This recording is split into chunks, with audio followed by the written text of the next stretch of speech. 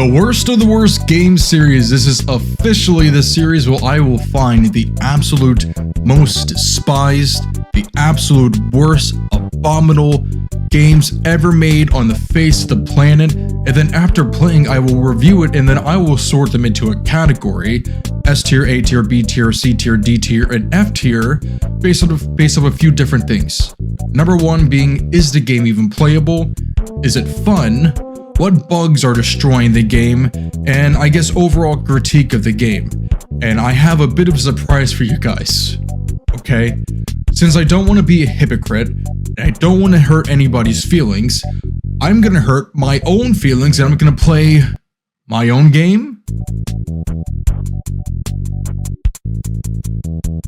That's right, guys. For the past year or so, a little bit under the radar, I have in the background been creating a game called The Gift of Life. It is a game where you're about to die. And that sounds very cliche, but you are about to die.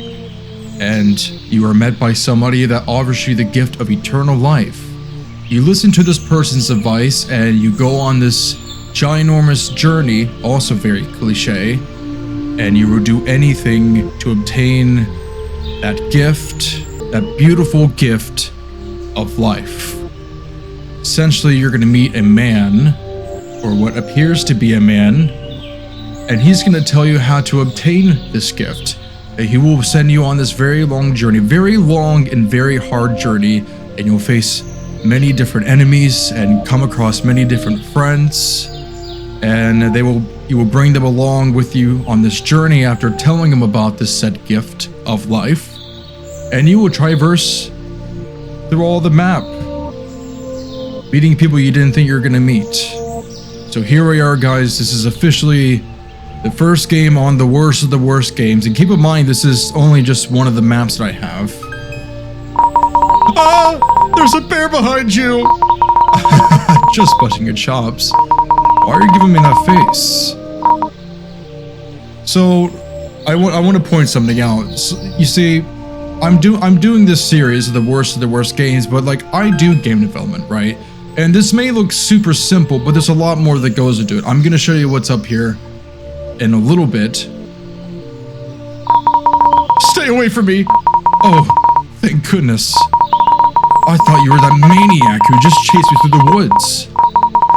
I went up to my campsite and see that maniac just walking around yelling, "You, sir, are committing tax fraud. Now die. Can you lure him away from my campsite? I will reward you greatly." So guys, you have no idea how long it took for me. Let's say, for example, let's stay away from him. So if I were to face this way, very early on, let's say I would move right, and excluding the animations, which also took a very long time to get right.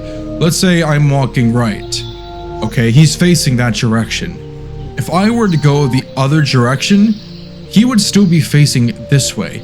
And you guys have no idea how long it actually took to get to the point where he's actually facing the right direction. And that goes for just about everything here. As you see, we're in the water, and honestly, I think this is what I'm most happy with in this game. It's the fact that the animation changes and there's a little reflection in the water showing my character. The swim animations, it could be obviously a lot better, but for what it's worth, I'm very happy with it, and the sounds that go along with it. So I only have one mission on this side, and this was the last little project I was working on. Very incomplete, as you can see, but it's just kind of goes into the next area over here. And I was working on basically the enemy to chase you. So for example, we're gonna have these enemies here, right? And once we get within a certain radius of them, he's gonna start chasing me. And he won't stop chasing you until you get within a certain, once you get away from a certain point, let's say like here or so, then he will stop chasing you. And I was going back and forth between what type of combat I want to do.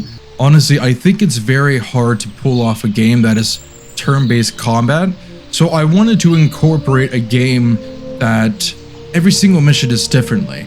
For example, when I come up here, you're gonna see what happened, and be prepared. It's very loud. I'm gonna try to turn it down a little bit. So once I get here, there's a guy that's gonna be chasing me, and then I gotta run to a certain place. This is the one that the guy was talking about, where he's running from you. Now I have 2 after me, so I have to find a way to lure him from the campsite. As this music is blaring inside of my ear, why did I not turn this down? This is so loud. I have my AirPods in. So I'm gonna lure him away over here. All my life, I've never been accepted by anyone. Going wherever the wind blows. I make my bed in the dirt. On the rocks, they sure do hurt. Have pity on me, forgive me my transgressions.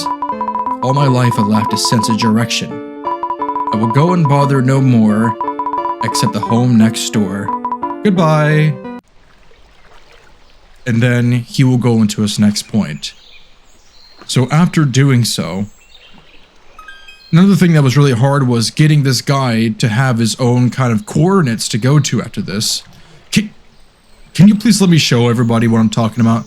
So after he gets to a certain point, he will move back and forth over here.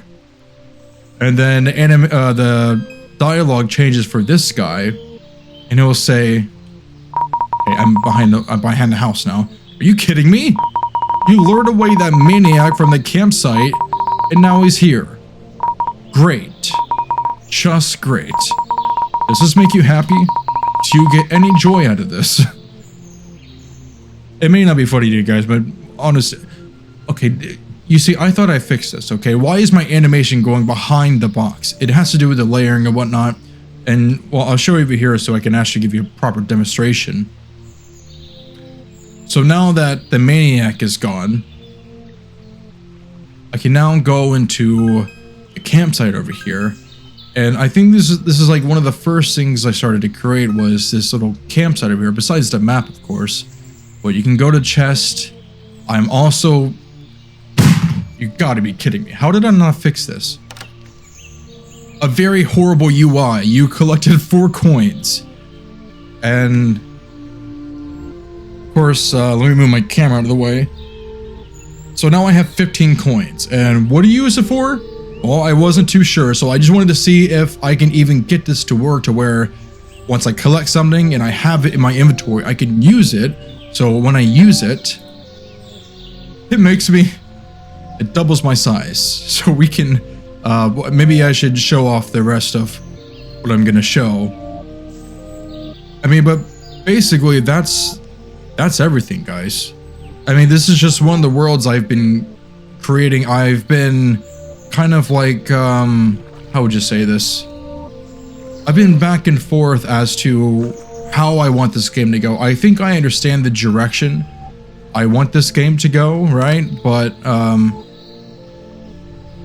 it's very hard to kind of incorporate these things. The coding takes a very long time, and I'll show you kind of, I'll show you a bit of that without showing the actual coding. There's a thing called visual scripting.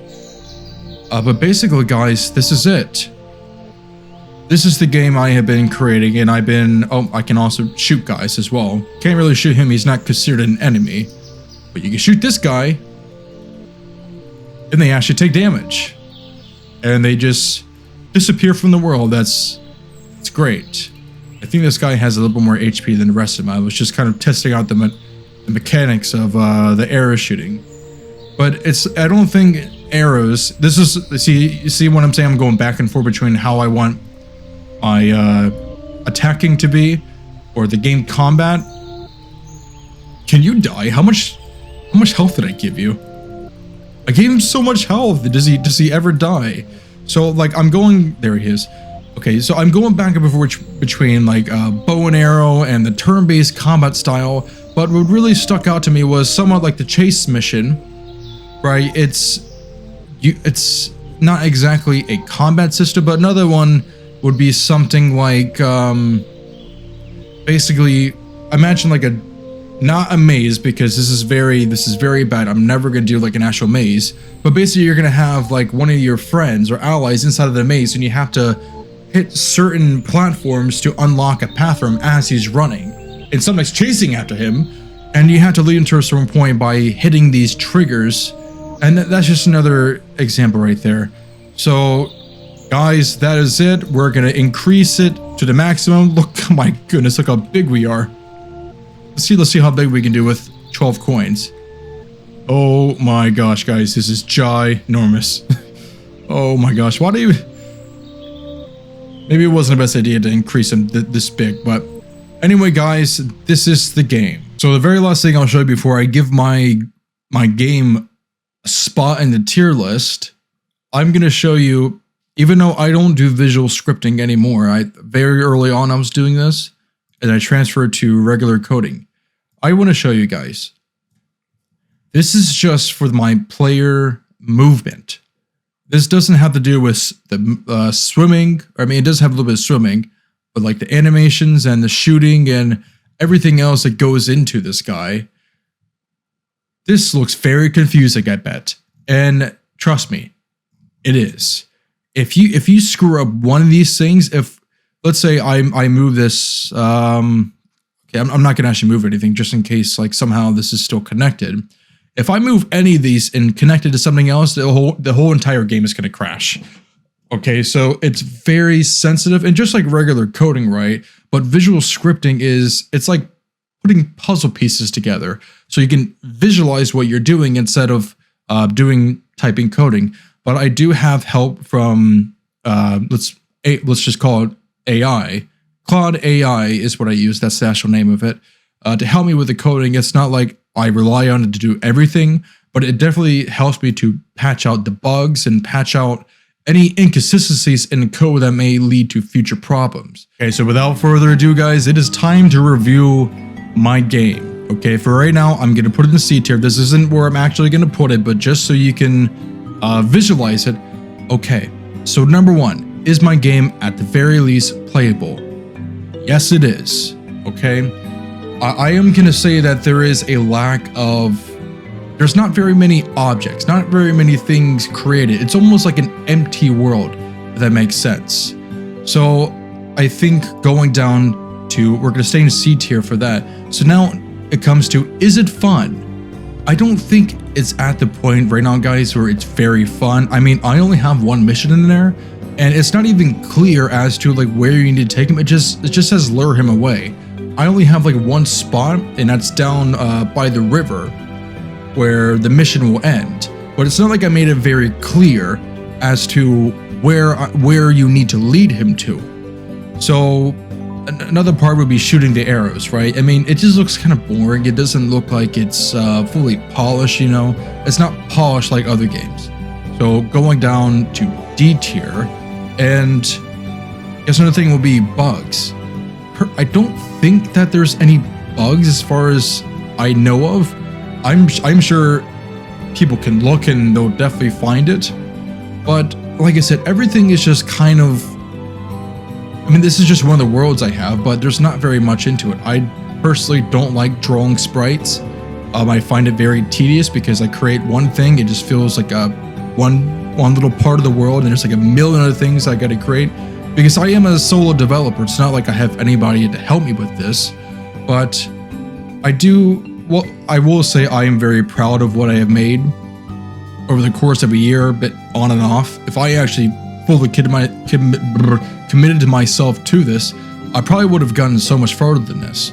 But I can interact with characters, I can move around without any bugs. I think the movement is alright. I can shift from walk to run.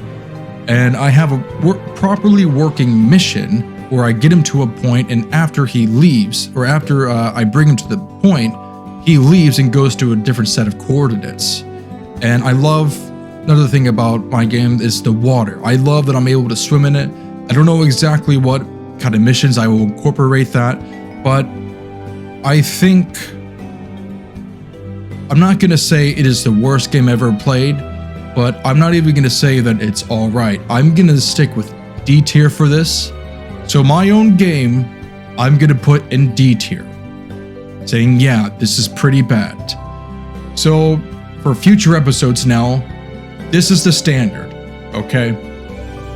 I put my own game on the line, and I put myself in D tier, and I'm being actually genuine. I'm not even like trying to hype myself up and put it in B tier because it's not even good.